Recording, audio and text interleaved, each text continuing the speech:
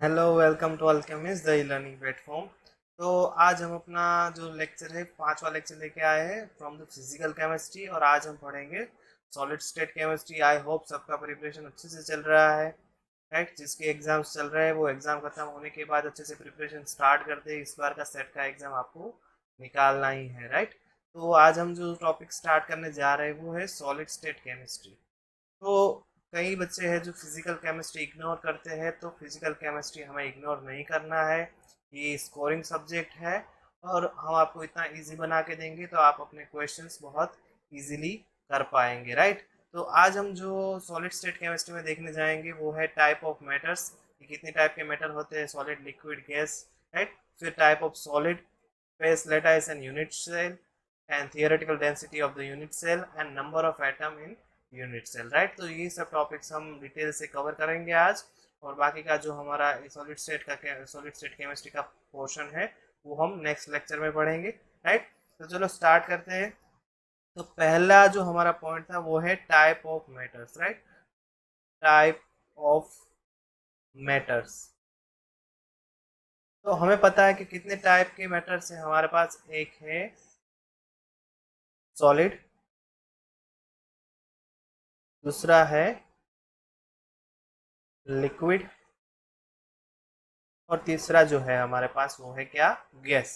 Right, तो solid की properties क्या होते हैं, तो इनके शेप जो होते हैं वो क्या होते हैं, डेफिनेट शेप होते हैं। राइट, और इनका जो distance between particles remain unchange. क्योंकि क्या हमें पता है कि सॉलिड में जो पार्टिकल्स होते हैं वो बहुत पास पास होते हैं, तो उनके बीच का जो डिस्टेंस है वो चेंज नहीं हो सकता। राइट, तो ये हो गया हमारा सॉलिड। फिर जो होता है हमारे लिक्विड्स, तो उनका जो शेप होता है वो डेफिनेट शेप नहीं होता, डेफिनेट शेप नहीं होता इसमें। राइट, फिर ये होता है कि ये जो है वो फ्लो कर सकते हैं, सॉलिड जो है वो फ्लो कर सकते हैं, बट फ्लो कहाँ करेंगे, in the direction of force. In the direction of force, हमें पता है कि जो लिक्विड है वो विदाउट फोर्स फ्लो नहीं करेंगे। हम उसको जिस डायरेक्शन में फोर्स देंगे, in that direction the liquid will be flow. Right, फिर ये जो रहेंगे, ये हो गया हमारा लिक्विड। फिर जो गैस रहेंगे, गैस, तो ये जो है इनका भी शेप कोई डेफिनेट नहीं होता, इनका भी कोई शेप डेफिनेट नहीं होता। और यहाँ पे जो पार्टिकल के बीच का जो डिस्टेंस है वो बहुत ज्यादा होता है। राइट, तो ये जो है वो फ्लो कर सकते हैं और in any direction, in any direction. और इसको कोई क्या, विदाउट फोर्स। राइट, तो इसको कोई फोर्स की जरूरत नहीं रहती। तो ये हमारा जो बेसिक था कि सॉलिड होता है, हमारे जो मेटल्स होते हैं तीन टाइप के होते हैं, सॉलिड, लिक्विड और गैस। सॉलिड हमें पता है कि डेफिनेट शेप में होते हैं। फिर उनका जो इंटर पार्टिकल जो डिस्टेंस होता है वो बहुत छोटा होता है, तो जो डिस्टेंस होता है वो चेंज कभी नहीं होता। सेकेंड जो है हमारा लिक्विड जो है वो क्या होता है, वो फ्लो कर पाएगा, और फ्लो किस डायरेक्शन में करेगा, in the direction of force करेगा, और उनका जो डेफिनेट शेप या कुछ होता नहीं है। और गैसियस जो पार्टिकल है वो बहुत दूर दूर है, तो कि वो किसी भी डायरेक्शन में फ्लो कर सकते हैं, और उसको जो है फोर्स की जरूरत नहीं पड़ेगी। विदाउट फोर्स हम देख सकते हैं कि गैसियस जो पार्टिकल्स है can be flow without any force. Right, तो ये हो गया हमारा first type of matter. Second जो था कि टाइप ऑफ सॉलिड। तो जो हमें क्या पढ़ना है, सॉलिड स्टेट केमिस्ट्री, तो हम सॉलिड के लिए डिटेल्स में जाएंगे। तो सॉलिड्स टू टाइप्स के होते हैं हमारे पास। एक होते हैं क्रिस्टलाइन, और दूसरे जो होते हैं वो है एमोर्फस। राइट, तो जो क्रिस्टलाइन होते हैं उनका क्या होता है कि वो होते हैं डेफिनेट, उनका शेप होता है। फिर दूसरा क्या होता है, उनका जो मेल्टिंग पॉइंट और बॉइलिंग पॉइंट जो होता है वो भी डेफिनेट होता है। तो कंपेयर में जो एमोर्फस होते हैं वो इरेग्युलर शेप में होते हैं, उनका जो शेप होता है वो डिफाइन नहीं होता, इरेग्युलर शेप में होते हैं। और इनका जो मेल्टिंग पॉइंट और बॉइलिंग पॉइंट जो होता है वो रेंज ऑफ टेम्परेचर में होता है, रेंज ऑफ टेम्परेचर में होता है, मतलब between 10 to 20 degree, 60 to 80 degrees. और अगर आपका जो क्रिस्टलाइन है, आपका अगर सॉलिड क्रिस्टलाइन है तो उसका एग्जिट होगा, मतलब अगर आपका क्रिस्टलाइन का 78 डिग्री मेल्टिंग पॉइंट है तो कोई भी सेम क्रिस्टलाइन होगा वो 78 डिग्री पे मेल्ट होगा ही होगा। ये क्रिस्टलाइन की प्रॉपर्टीज है, राइट। तो इसको हम क्या बोल सकते हैं, इसको हम ट्रू सॉलिड बोल सकते हैं, और इसको हम क्या बोलेंगे, स्यूडो सॉलिड, और इसको हम क्या बोलेंगे, स्यूडो सॉलिड, राइट। तो ये जो होंगे इसके जो डेल्टा एच फ्यूजन जो है, डेल्टा एच फ्यूजन की वैल्यू वो डेफिनेट होगी, मतलब आपकी जो भी होगी वो हर बार सेम ही आएगी, राइट।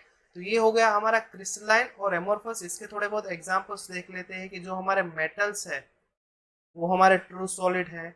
NaCl जो हम नमक यूज करते हैं वो हमारे ट्रू सॉलिड है। फिर क्वार्ट्स हो गया, फिर डायमंड हो गया, राइट। तो ये सब क्या है, हमारे क्रिस्टलाइन है। फिर इसके अगर एग्जांपल देखने हैं तो आपका जो ग्लास हो गया, राइट। तो ये जो है आपका, ये क्या है, स्यूडो सॉलिड है। और दूसरा क्या हो गया, रबर हो गया, राइट। तो ये जो है आपके एमोर्फस है। Let me check once, okay, so ये आपका ग्लास है, राइट।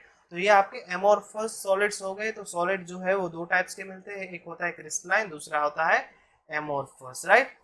तो इसके बाद जो हमारा पॉइंट है वो है क्या है,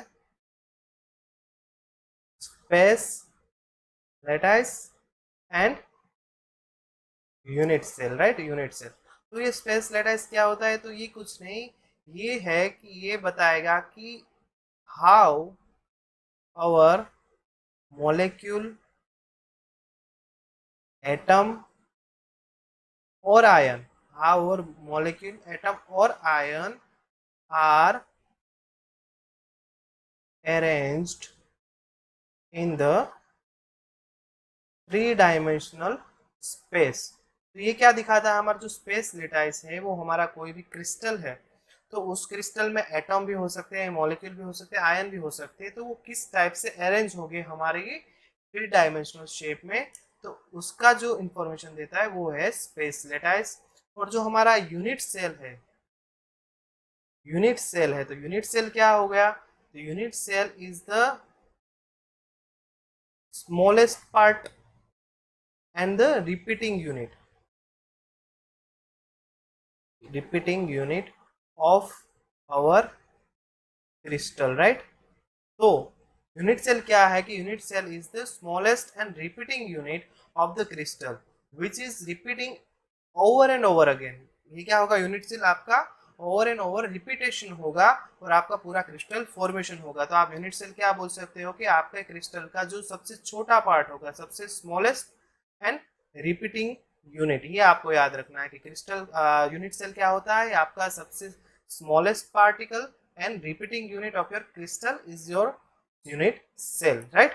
तो यूनिट सेल बेसिकली होता कैसे है, तो सपोज कि ये हमारा यूनिट सेल है, राइट, ये हमारा यूनिट सेल हो गया, राइट। ओके, तो ये हम इमेजिनरी थ्री एक्सिस इसमें से पास करते हैं, एक यहां से, दूसरा यहां से, और तीसरा यहां से, राइट। इसको हम x से डिनोट करते हैं, इसको हम y से डिनोट करते हैं, इसको हम z से डिनोट करते हैं, राइट। सॉरी, इसको हम z से डिनोट करते हैं और इसको y से करते हैं, राइट।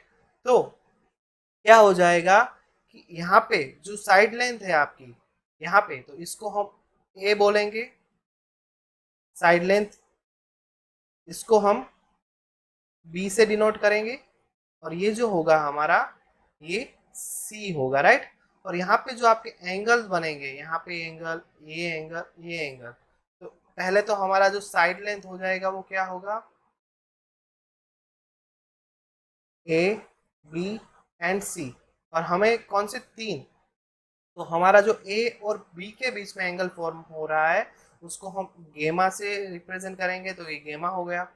फिर हमारा जो बी और सी के बीच में जो एंगल होगा उसको हम अल्फा से डिनोट करेंगे, ये अल्फा हो गया। और जो हमारा ए और सी के बीच में जो एंगल हो रहा है उसको हम बीटा से डिनोट करेंगे, तो यहाँ पे हमारा बीटा आ गया। अगर आपको इसको याद रखना है तो आपको ऐसे याद रख सकते हैं, ए बी सी हमारा साइड लेंथ हो गया है, अल्फा बीटा और गामा। अगर ए बी के बीच का एंगल आपको करना है तो इसके अलावा इसको छोड़ दो और जो बच गया वो आपका एंगल हो जाएगा। एज फॉर एग्जाम्पल सेकंड ले लो, बी सी ले लो, तो बी सी के नीचे वाला जो पार्ट है वो छोड़ दो और जो बच गया वो आपका क्या हो गया, एंगल हो गया। तो आपको कभी कंफ्यूजन नहीं होगा। तो अभी तक हमने क्या देखा कि हमारा जो स्पेस लेटाइस है वो क्या दिखाता है कि ये दिखाता है हाउ योर मॉलिक्यूल एटम और ion is arrange in your three dimensional. Second आएगा what is the unit cell. तो यूनिट सेल जो है वो आपका smallest and repeating unit. So unit cell is the smallest and repeating unit of your crystal which is repeating over and over again and your crystal will be make, right। तो ये आपका unit cell हो गया। और unit cell यहाँ पे हमने draw करके देखा कि how is your unit cell, और वहां से हमने क्या थ्री इमेजिनरी एक्सिस पास किया, right, three imaginary axis pass किया।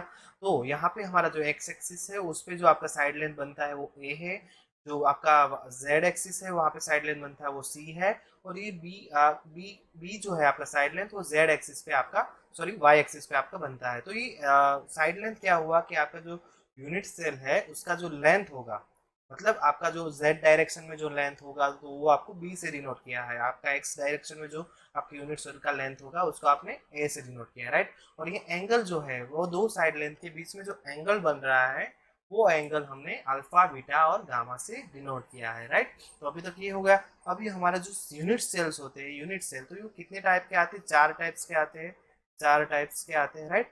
तो फर्स्ट जो होगा वो हमारा क्या होगा, प्रिमिटिव और सिंपल क्यूबिक, राइट।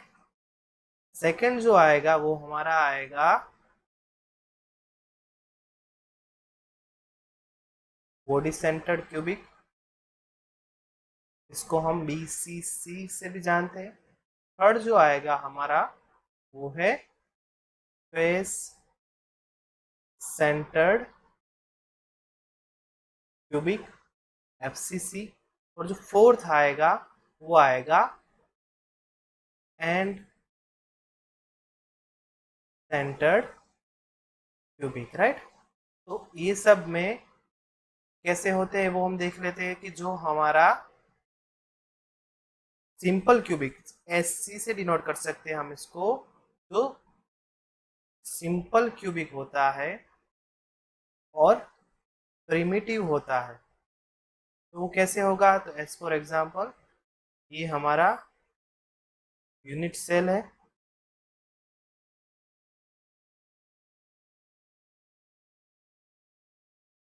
राइट। तो सिंपल क्यूबिक में क्या होगा कि आपके जो कॉर्नर्स हैं, आठों कॉर्नर्स, एक दो तीन चार पाँच छ सात और आठ, तो सिर्फ आठ कॉर्नर एटम ही होंगे इसमें। तो ये आपका सिंपल क्यूबिक हो गया, राइट। इसमें कोई फेस पे या सेंटर में कोई एटम नहीं होगा, सिर्फ आपके आठ कॉर्नर्स पे एक एक एटम होंगे, राइट। तो ये आपका सिंपल क्यूबिक हो गया। सेकंड आएगा आपका BCC, body centred cubic, right, body centred cubic. तो इसमें क्या होगा, अगर आप अपना यूनिट सेल ड्रॉ करोगे,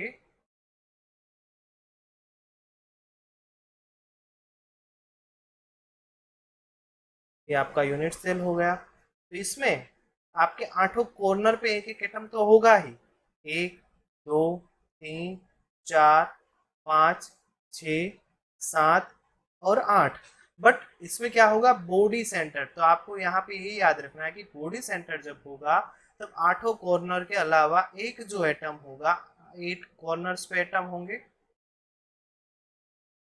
कितने एटम हो गए, 8 एटम हो गए, राइट। और एक एटम जो होगा, एक एटम जो होगा वो आपके जो यूनिट सेल के जो सेंटर है, यूनिट सेल के सेंटर में होगा, यूनिट सेल के सेंटर में होगा, राइट। तो एक जो एटम होगा वो एकदम सेंटर में बड़ा सा पूरा एक एटम होगा।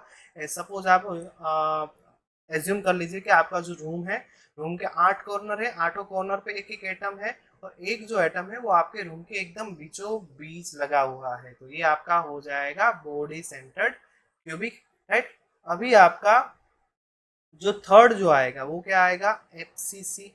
एफसीसी में क्या होगा, ये सोच लीजिए कि एफसीसी मतलब face centred cubic, right. Face centred cubic, तो ये आपका यूनिट सेल हो गया। रो अच्छे से नहीं हुआ, राइट। तो यहाँ पे भी आपके 8 कॉर्नर पे एक एक एटम होगा ही, राइट। 8 कॉर्नर पे एक एक एटम हम दिखा देते हैं। अभी ये क्या हुआ, इसके नाम से याद रखो क्या है कि फेस सेंटर। तो जो भी हमारे जो फेस साइड होंगे, तो हमारा जो क्यूबिक है उसमें 8 कॉर्नर से और 6 फेस है, राइट। 6 मतलब ये एक साइड हो गया, ये दूसरी साइड हो गया, एक ऊपर का पार्ट, एक नीचे का पार्ट। तो ऐसे हर एक जो फेस है उस पे एक एक एटम होगा। तो यहाँ पे एक जो है आपके इसो लेफ्ट हैंड साइड पे जो फेस है उस पे एक आपका एटम होगा, एक ऊपर के साइड पे यहाँ पे एक एटम होगा, एक ये जो राइट हैंड साइड पे जो फेस है वहां पे होगा, एक जो है वो आपके नीचे के फेस पे होगा एटम, है। अभी आप दो साइड, एक अपनी साइड का और एक उसके पीछे की साइड का, वो भी पार्ट आपका जो होगा वहां पे यहाँ पे एक एटम होगा और एक ही पीछे एटम होगा, राइट। तो ये आपका एफसीसी हो गया जिसमें 8 कॉर्नर एटम होंगे, 8 कॉर्नर एटम होंगे, और 6 एटम जो होंगे, 6 एटम्स, वो कहाँ पे होंगे, आपके फेस पे होंगे, साइड्स पे होंगे, राइट। तो ये आपका एफसीसी हो गया। अगर आपको और डिटेल से अगर समझ नहीं आया तो इससे समझ सकते हो कि देखो सिंपल क्यूबिक जो है उसमें देखो क्या है, हमारे कॉर्नर्स पे ही एटम है, ये कॉर्नर्स पे ही एटम है, राइट। तो ये हमारा सिंपल क्यूबिक हो गया, प्रिमिटिव हो गया, एससी हो गया, राइट। अभी बॉडी सेंटर में देखोगे तो 8 कॉर्नर पे एटम तो है ही, एक एटम कहाँ पे एडिशनल ऐड हुआ, ये आपके एकदम बीचों बीच, ये आपका क्या हो गया, बीसीसी। एफसीसी में देखोगे तो ये कॉर्नर पे एटम है और हर एक साइड पे एक एटम है, देखिए इस साइड पे एक एटम है, ऊपर के साइड पे एक एटम है, राइट हैंड साइड पे एक एटम है, एक नीचे के साइड पे एक, इस तरफ एक उसकी सामने की साइड पे है। तो ऐसे 6 एटम जो होंगे, 6 फेस साइड एटम होंगे, राइट। तो ये आपका क्या हो गया, एफसीसी हो गया। एंड सेंटर जो हमारा रह गया, तो अगर ये हमारा यूनिट सेल है, राइट, एंड सेंटर में क्या होगा, एंड सेंटर्ड में क्या होगा कि आपके कॉर्नर्स पे तो एटम रहेंगे ही, 8 एटम आपके कॉर्नर्स पे है, राइट। और दो जो एटम है वो आपकी ऑपोजिट साइड पर रहेंगे।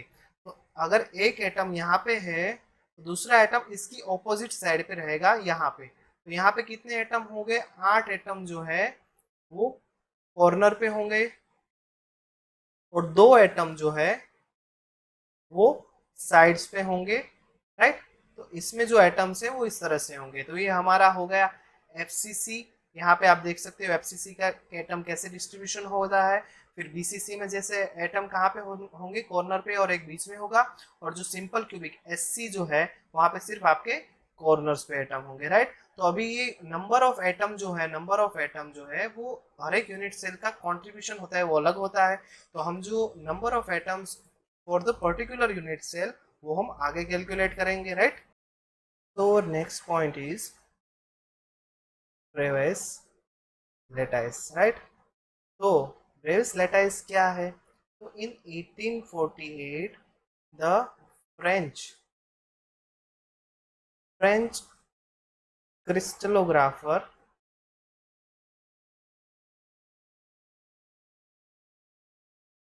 Augustine Bravais shows that only 14 different only 14 different arrangement can be possible for similar points, right. तो ये जो ब्रेविस लेटाइस है वो किसको बोलते हैं, ये जो 14 डिफरेंट अरेंजमेंट है वो हमारा होगा ब्रेविस लेटाइस। तो हम उसको ब्रेविस लेटाइस क्यों बोलते हैं, क्योंकि अगस्टिन ब्रेवेस नाम के जो साइंटिस्ट थे, क्रिस्टलोग्राफर थे, उन्होंने जो जियोमेट्रिकल स्टडीज किया उसके ऊपर से उन्होंने ये कंक्लूजन निकाला कि maximum 14 types of arrangement he possible है। आप अगर यूनिट सेल्स को अरेंज करोगे अपने 3 डायमेंशनल में, तो maximum number of arrangement possible कितने होंगे? 14 अरेंजमेंट्स ही पॉसिबल होंगे। तो ये हम समझते हैं कि कैसे होंगे, कि हमें पता है कि जो हमारा क्रिस्टल सिस्टम है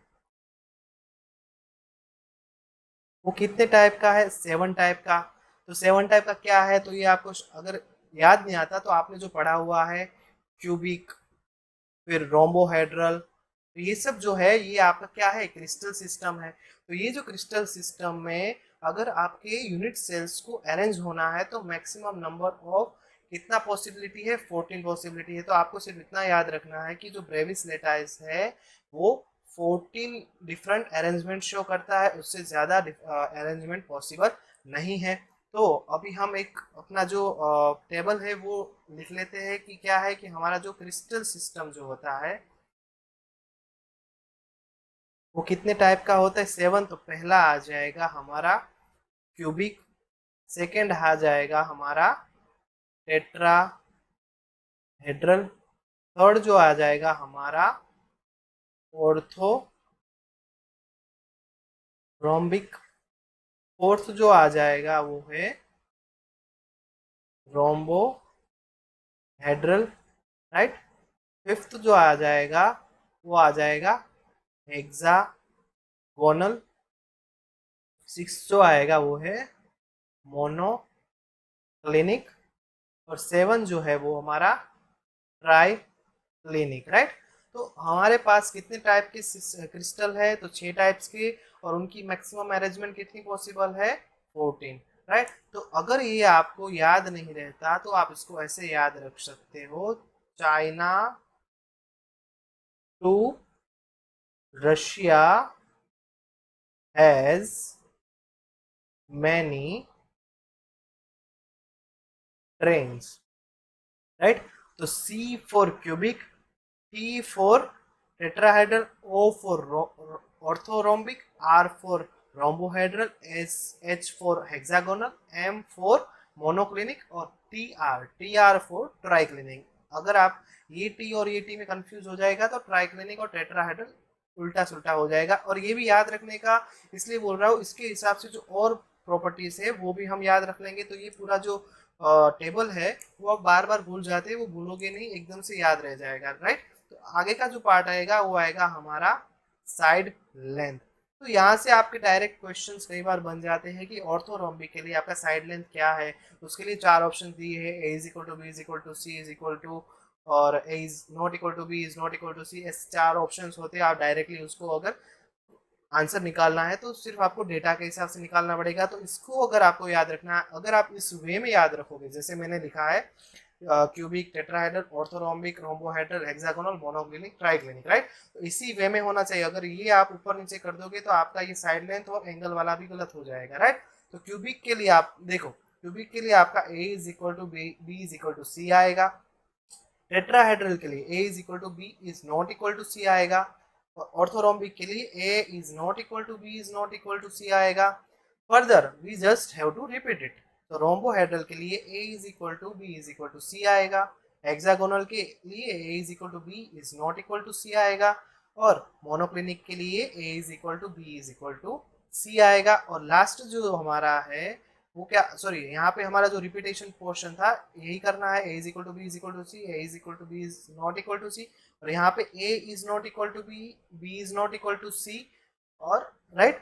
तो ट्राइक्लिनिक जो है ऐसा है जहाँ पे हर एक जो उसकी प्रॉपर्टीज है वो नॉट इज इक्वल टू आएगा। तो यहाँ पे a is not is equal to b is not equal to c। तो ये यहाँ पे मैं इतना क्यों डिस्कस कर रहा हूँ, इस पे से डायरेक्ट क्वेश्चंस कई बार बने हुए हैं। तो आपको ये साइड लेंस और वो सब याद नहीं रहता तो आप कितना रट्टा मारोगे। इसके लिए आपके लिए एक छोटा सा ये ट्रिक जैसा बोल सकते हो, इसमें भी आपको याद रखना है, बट अगर इस मैनर में याद रखोगे तो बहुत इजी हो जाएगा। तो फर्स्ट 3 का जो है वो यहाँ पे आपका जो पैटर्न है वो कॉपी हो रहा है, a is equal to b is equal to c, a is equal to b is not equal to c, a is not equal to b is not equal to c. यहाँ पे पूरा pattern repeat हो गया और last जो triclinic है उसमें सब इज नॉट इक्वल टू आएगा। अभी हमारा देख लेते हैं एंगल। जो एंगल जो है, तो एंगल के लिए भी यहाँ पे आपको alpha is equal to beta is equal to gamma is equal to 19। तो फर्स्ट जी 3 जो आएगा उसमें वो सेम ही आएगा 90 डिग्री। Alpha is equal to beta is equal to gamma is equal to 90। और जो फोर्थ आएगा उसमें alpha is equal to beta is equal to gamma is not equal to 90, right.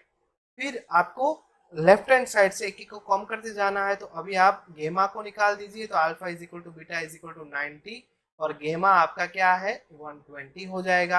अभी आप और इस तरफ आ जाएंगे तो आपका बीटा निकल जाएगा, alpha is equal to gamma is equal to 90 but beta is not equal to 90। और लास्ट में क्या बोला था मैंने ट्राइक्लिनिक के लिए, alpha is not equal to beta is not equal to gamma is not equal to 90, right. तो ये आपका हो गया एंगल।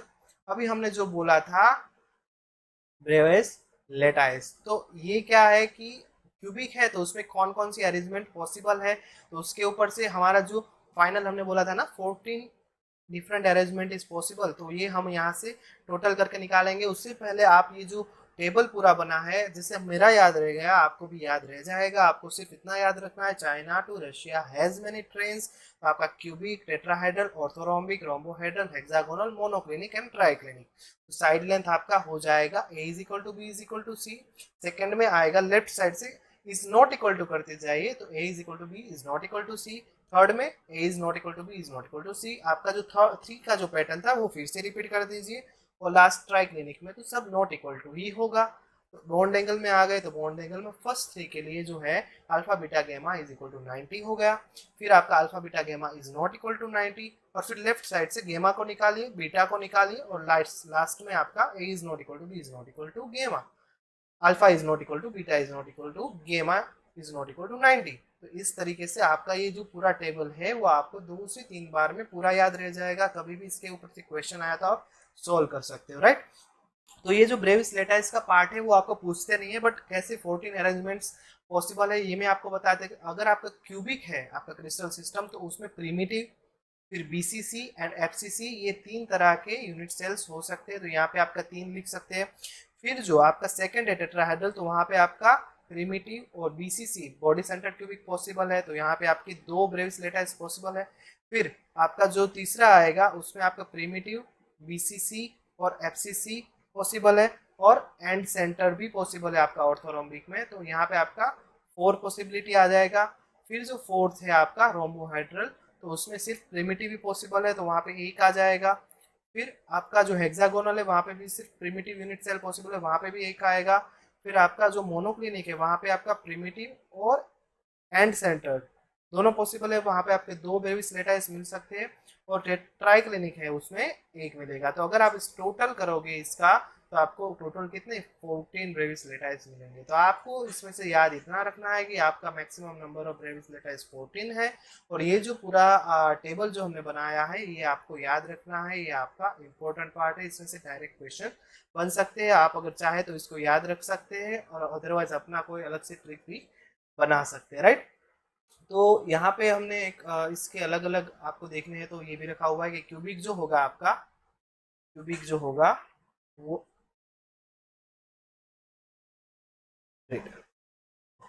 क्यूबिक जो होगा आपका ये ऐसा होगा। यहाँ पे आपका क्या होगा, a is equal to b is equal to c, alpha is equal to beta is equal to gamma is equal to 19। ये आपका टेट्रागोनल हो गया, ये आपका ऑर्थोरोम्बिक हो गया, ये आपका मोनोक्लिनिक हो गया, ये आपका हेक्सागोनल हो गया, ये आपका रोम्बोहेड्रल हो गया, ये आपका ट्राइक्लिनिक हो गया। और ये हमने जो पहले दिखाया था आपका यूनिट सेल है, जिसमें से ये इमेजिनरी एक्सिस पास हो रही है। और यहाँ पे आपका जो इंटरसेप्ट आएगा, साइड लेंथ आएगा, यहाँ पे ए, यहाँ पे बी और यहाँ पे आपका सी है। और यहाँ पे आपका जो बॉन्ड एंगल आएगा ये गेमा, ये अल्फा और ये बीटा है, राइट।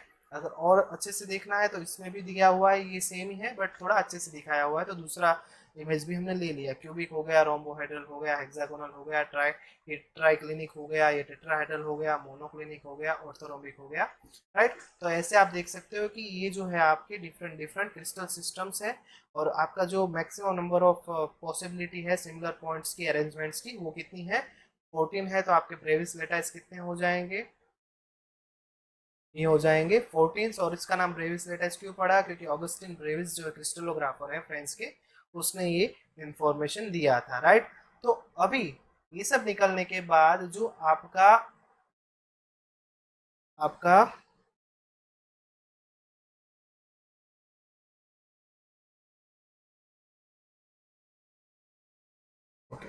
ये सब जो निकलने के बाद आपका जो यूनिट सेल है, यूनिट सेल, राइट।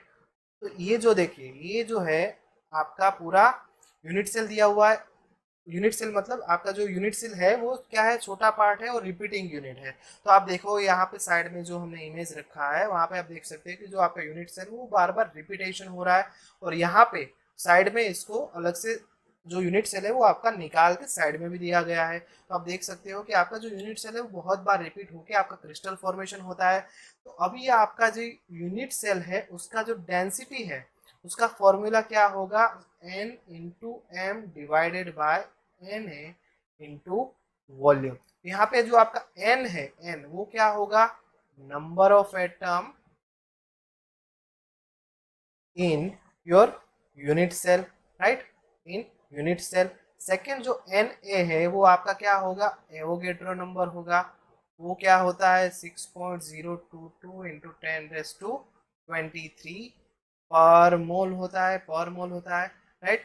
फिर आपका वॉल्यूम जो है यहाँ पे, तो यूनिट सेल में क्या होता है, साइड लेंथ का जो क्यूब होगा वो आपका वॉल्यूम होगा, और m जो है वो आपका क्या होगा, मास होगा, राइट। तो जनरली जो डेंसिटी का फॉर्मूला होता है वो मास बाय वॉल्यूम होता है। तो यहाँ पे आपके दो, एक ये और एक ये दो एडिशनल फैक्टर है। तो वो क्यों है वो आगे हम जब डेंसिटी के कैलकुलेशन करेंगे, डेंसिटी के जो एग्जाम्पल सॉल्व करेंगे तब वो वहाँ पे भी डिस्कस करेंगे, राइट। तो ये आपका theoretical density of unit cell हो गया, आपका क्या हो गया, आपका ये हो गया theoretical density of unit cell का फॉर्मूला हो गया, ये rho is equal to n into M divided by the Na into volume, right. तो अभी हमें देखना है कि number of atom in unit cell वो निकालना है। तो कैसे निकालेंगे, राइट। तो अगर ये हमारा यूनिट सेल है, यहाँ पे हम ड्रॉ करेंगे, सपोज ये हमने लिया है, हम पहले बात करते हैं प्रिमिटिव की और हमारा सिंपल क्यूबिक की, राइट, सिंपल क्यूबिक की। तो हमें पता है कि इसके क्या कहा, आठों कॉर्नर पे एक एक एटम दिया है, आठों कॉर्नर पे एक एक एटम दिया है।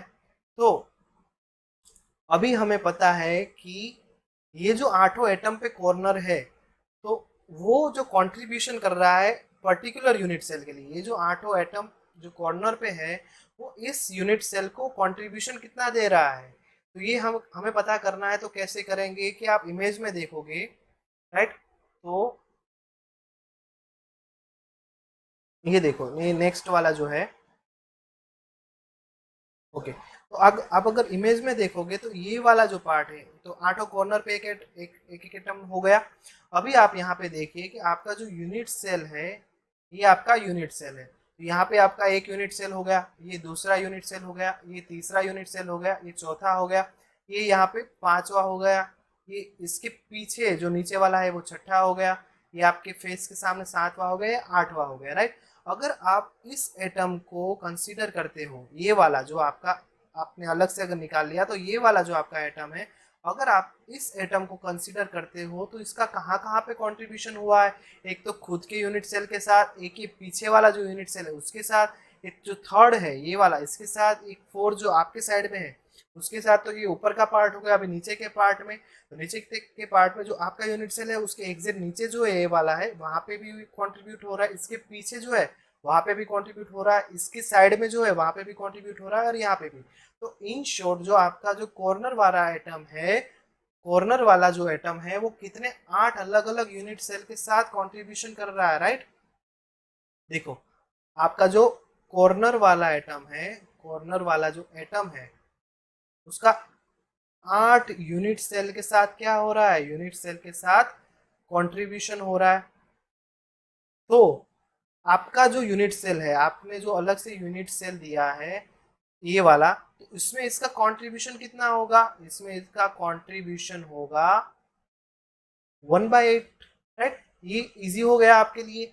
क्यों 1/8 होगा, क्योंकि आपका जो एटम है वो अलग अलग 8 यूनिट सेल के साथ कंट्रीब्यूट हो रहा है, तो खुद के में कितना पार्ट होगा, वो पूरे यूनिट सेल में सिर्फ 1/8 पार्ट जो होगा वो अपने में होगा, राइट। तो 1/8 पार्ट जो है वो एक यूनिट सेल, एक एटम जो है वो कंट्रीब्यूट कर रहा है यूनिट सेल को। तो हमारे कॉर्नर्स पे कितने एटम है, 8 एटम है, राइट। और कंट्रीब्यूशन कितना है, 1/8 है।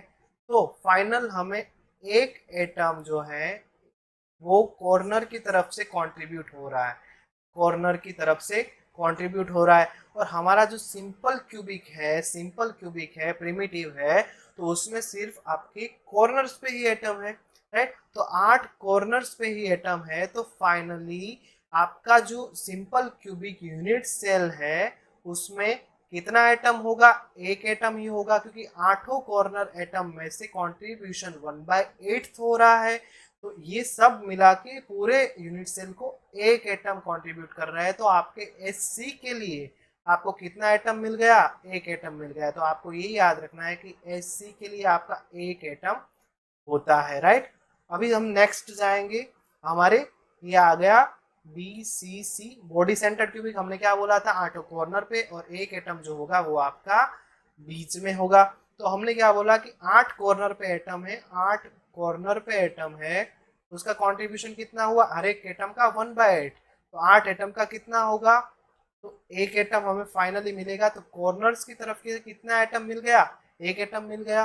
अभी आपके यहाँ पे आप देखोगे, यहाँ पे अगर आप देखोगे तो आपका एक एटम जो है, एक एटम जो है वो एकदम आपके यूनिट सेल के बीच में है। तो आप सपोज आप एज्यूम कर लो कि आप रूम में बैठे हो, आपके रूम के एकदम बीच में एक एटम है जो कहाँ पे भी कंट्रीब्यूट नहीं हो रहा, वो आपके एकदम यूनिट सेल के, आपके रूम के एकदम बीच में है। तो वो कोई और रूम के साथ या कोई और यूनिट सेल के साथ कंट्रीब्यूट नहीं कर रहा, वो एकदम बीच में है। तो वो पूरे का पूरा एटम जो है वो आपके यूनिट सेल में कंट्रीब्यूट करेगा।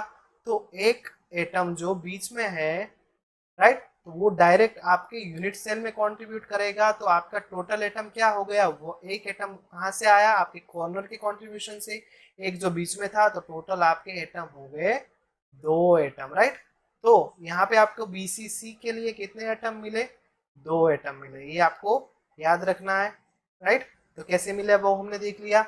अभी आ गया आपका FCC। तो FCC के लिए हमने क्या बोला था कि कॉर्नर्स में 8 एटम है और हर एक फेस साइड पे एक एक एटम है। तो ये हो गया आपका 6 एटम फेस साइड पे है। तो कॉर्नर्स पे जो एटम है, कॉर्नर का जो कंट्रीब्यूशन है वो कितने हैं, 8 एटम है। हर एक का कंट्रीब्यूशन कितना है, 1/8 है। तो आपको फाइनल कितना एटम मिलेगा, कॉर्नर के कंट्रीब्यूशन से एक एटम मिलेगा। अभी आपके जो फेस साइड पे जो एटम है वो कितने हैं, 6 है।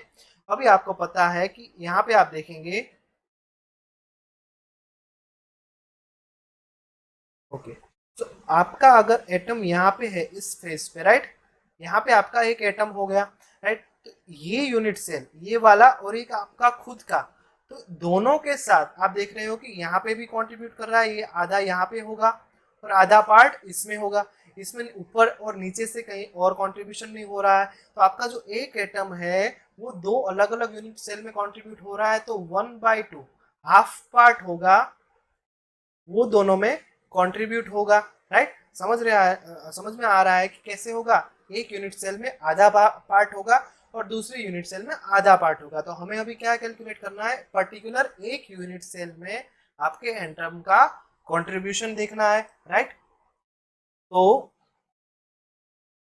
हमने क्या बोला कि साइड में आपको दिखा के बोला यहाँ पे कि आपका जो एटम है वो एक यूनिट सेल के साथ आधा कंट्रीब्यूट कर रहा है और दूसरे यूनिट सेल के साथ आधा कंट्रीब्यूट कर रहा है। तो फाइनल इसका कंट्रीब्यूशन 1/2 हो गया। और हर एक साइड पे एक एक एटम है और अपने क्यूब के कितने 6 साइड है। तो टोटल फेस साइड जो एटम है वो 6 हो गए।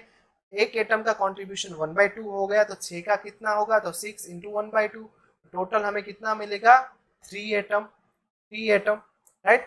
तो ये जो हमें एक एटम मिल रहा है ये हमें कहाँ से मिल रहा है, हमारे कॉर्नर के कंट्रीब्यूशन से मिल रहा है, और ये जो 3 एटम है वो हमारे फेस साइड जो एटम है, फेस साइड जो एटम है उनके कंट्रीब्यूशन से मिल रहे हैं। तो एफसीसी के लिए, फेस सेंटर्ड क्यूबिक के लिए टोटल हमें एटम कितने मिलेंगे, 4 एटम मिलेंगे, राइट, 4 एटम मिलेंगे। और ये हम क्यों कैलकुलेट कर रहे हैं, क्योंकि हमने देखा हमारा जो डेंसिटी का फॉर्मूला है वो क्या है, n into M divided by N A into आपका वॉल्यूम। तो ये जो होगा ये आपका नंबर ऑफ एटम होगा, नंबर ऑफ एटम होगा। तो आपको कभी एफसीसी दे दिया, आपको कभी बीसीसी दे दिया, एससी दे दिया, कि एग्जांपल दे दिया कि बीसीसी आपका अगर कोई क्रिस्टल है उसमें आपको साइड लेंथ का वैल्यू दे दिया, आपको उसका मास दे दिया, बट आपको ये नहीं बोला कि बीसीसी है तो उसमें नंबर ऑफ एटम कितने होंगे। तो आपको पता होना चाहिए कि अगर बीसीसी है तो उसके कॉर्नर पे एटम होगा, एक उसके बीच में एटम होगा, तो कंट्रीब्यूशन जो कॉर्नर वाला है वो 1/8 इंटू 8 देगा एक एटम, और आपका जो बीच का एटम है वो पूरे पूरा कंट्रीब्यूट करेगा, तो वो खुद का पूरा कंट्रीब्यूशन की वजह से वो एक एटम यूनिट सेल को दे देगा। तो बीसीसी के लिए 2 एटम आ जाएंगे। वैसे ही एफसीसी के लिए क्या हो रहा है, कॉर्नर्स का एक एटम कंट्रीब्यूट हो रहा है, और फेस से हमें 3 एटम मिल रहे हैं। तो एफसीसी के लिए हमारा टोटल कंट्रीब्यूशन हो गया 4, राइट। तो ऐसे ही हम एंड सेंटर के लिए भी कर सकते हैं। एंड सेंटर में क्या है कि 8 कॉर्नर्स एटम है, राइट। तो इसका 8 का 1/8 कंट्रीब्यूशन हो जाएगा। तो फाइनल हमें एक एटम कॉर्नर में से मिल जाएगा, और इसके 2 एटम जो है वो कहाँ पे है, फेस पे है। ये हमने पहले ही देखा कि कहाँ पे है, इसके 2 एटम फेस साइड पे है। ये हो गया आपका, ये 8 कॉर्नर पे एटम हो गया। और क्या बोला था कि ऑपोजिट साइड पे, अगर एक यहाँ पे फेस पे है तो दूसरा यहाँ पे, और जो भी साइड पे है आपके एटम वो 2 यूनिट सेल के बीच में कंट्रीब्यूट हो रहा है, तो कंट्रीब्यूशन 1/2 होगा। टोटल नंबर ऑफ एटम कितने हैं, 2 है, तो यहाँ से आपको एक एटम मिलेगा। तो एंड सेंटर के लिए आपको क्या मिला, नंबर ऑफ एटम कितने मिले, नंबर ऑफ एटम कितने मिले, 2 एटम मिल गए, राइट। तो ये अपना कैसे एटम को कैलकुलेट करना है वो हमने देख लिया। तो ये आप देख सकते हो एफसीसी के लिए, बीसीसी के लिए, एससी के लिए, और ये आपका लास्ट में जो आ गया एंड सेंटर के लिए। तो हमने क्या देखा कि एससी में जो हमारा नंबर ऑफ एटम फाइनल आ रहा है वो 1 आ रहा है, बीसीसी में जो आ रहा है वो 2 आ रहा है, एफसीसी में आ रहा है 4 आ रहा है, और हमारा जो लास्ट वाला था एंड सेंटर्ड क्यूबिक उसमें 2 आ रहा है। तो अगर आपको कैलकुलेशन जो है वो नहीं करना, बार बार हमें कैलकुलेशन नहीं करना है, तो इतना सिर्फ याद रख लीजिए कि नंबर ऑफ एटम अगर सिंपल क्यूबिक हुआ तो 1 होगा, बॉडी सेंटर्ड हुआ तो 2 होगा, फेस सेंटर्ड हुआ तो 4 होगा, और अगर एंड सेंटर्ड हुआ तो 2 होगा। तो इससे हम डेंसिटी जब भी कैलकुलेट करेंगे तो हमें जो एफसीसी कुछ भी दिया हुआ है तो हम उसका ये जो डेटा है ये यूज करके हमारा एग्जाम्पल सॉल्व कर पाएंगे, राइट। तो अभी यहाँ तक हम रखते हैं। उसके बाद हमारा जो नेक्स्ट लेक्चर रहेगा उसमें हम पहले डेंसिटी के रिलेटेड जो क्वेश्चंस है वो सॉल्व करेंगे। तो ये सॉल्व करना अगले लेक्चर में इसलिए रखा है क्योंकि आप इसको पढ़ लीजिए अच्छे से कि डेंसिटी कैसे निकालना है। उसके बाद हम जब क्वेश्चन सॉल्व करेंगे तो आपको इजीली समझ में आ जाएगा, राइट। तो हमने आज क्या क्या देखा, पहले तो हमारा स्टेट ऑफ मैटर्स क्या होता है वो देखा, कितने टाइप्स के सॉलिड्स होता है वो देखा, फिर हमने देखा स्पेस लेटाइस क्या होता है, यूनिट सेल क्या होता है, फिर थर्ड जो था वो हमने क्या देखा कि कितने टाइप्स के यूनिट सेल होते हैं। तो हमने देखा प्रिमिटिव होता है, बॉडी सेंटर्ड होता है, फेस सेंटर्ड होता है, एंड सेंटर्ड होता है, राइट। उसके बाद हमने देखा ब्रेविस लेटाइस क्या होता है, तो मैक्सिमम 14 अरेंजमेंट्स आर पॉसिबल। फिर हमने देखा कि उसमें जो क्रिस्टल सिस्टम है, हमारे पास 7 क्रिस्टल सिस्टम है, उसके लिए आप क्या याद रख सकते हो, China to Russia has many trains. इसमें आपके सातों के सातों क्रिस्टल सिस्टम्स आ जाएंगे। उसके बाद हमने बॉन्ड जो साइड लेंथ है उसके लिए आपको एक पैटर्न दिया, पहले a is equal to b is equal to c, फिर लेफ्ट साइड से इज नॉट इक्वल टू करते जाइए, a is equal to b is not equal to c, फिर तीनों आ जाएंगे, a is not equal to b is not equal to c, फिर वो अपना पैटर्न रिपीट कर दीजिए और ट्राई क्लिनिक के लिए सब इज नॉट इक्वल टू आएगा। ऐसे ही हमने बॉन्ड एंगल देखा, और जो 14 ब्रेविस लेटाइस थे वो हमने कैसे होंगे वो हमने डिस्कस किया। फिर हमने अपना जो थियोरेटिकल डेंसिटी होगा, थियोरेटिकल डेंसिटी हमारे लिए उसका जो फॉर्मूला है वो क्या होगा, n into M divided by N A into volume होगा। तो इसमें नंबर ऑफ एटम, एन है क्या है आपका नंबर ऑफ एटम है, तो हमने एससी के लिए, बीसीसी के लिए, एफसीसी के लिए और एंड सेंटर्ड के लिए नंबर ऑफ एटम कैसे कैलकुलेट करना है वो सीखा, राइट। तो नेक्स्ट लेक्चर में जब हम मिलेंगे तो इसके एग्जाम्पल्स सॉल्व करेंगे और मिलर इंडाइसिस और वो जो टॉपिक्स है वो हम नेक्स्ट लेक्चर में कवर करेंगे, राइट। तो तब तक प्रिपरेशन करते रहिए। और हमने पहले भी बोला था कि हमारे अब डेमो लेक्चर्स जो है वो ख़त्म हो रहे हैं, तो आपने अपना अगर एनरोल नहीं किया अपने कोर्स में तो जल्दी से एनरोल कर लीजिए। सेट का एग्ज़ाम नज़दीक आ रहा है तो प्रिपरेशन स्टार्ट कर दीजिए और इस बार का हमें सेट का एग्ज़ाम क्वालिफाई करना ही है, राइट। तो मिलते हैं नेक्स्ट लेक्चर में, तब तक प्रिपरेशन करते रहिए।